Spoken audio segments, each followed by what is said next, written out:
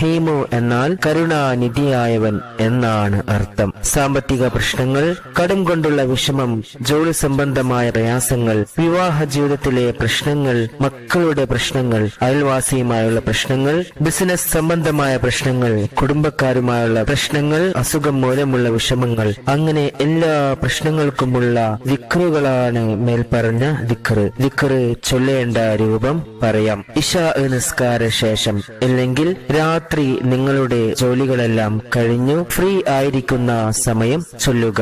ആദ്യം വുളൂ ചെയ്യുക. ശേഷം നമുക്കെല്ലാം അറിയുന്ന നിസ്കാരത്തിൽ നാം ചൊല്ലിവരുന്ന ഇബ്രാഹിമിയ സ്വലാത്ത് 3 തവണ ചൊല്ലുക. ശേഷം യാ അല്ലാഹു യാ റഹ്മാനു യാ റഹീമു, യാ അല്ലാഹു യാ റഹ്മാനു യാ റഹീമു, യാ അല്ലാഹു യാ റഹ്മാനു യാ റഹീമു ഇങ്ങനെ 1000 തവണ ചൊല്ലുക. 1000 തവണ ചൊല്ലുക. വെറും 20 അല്ലെങ്കിൽ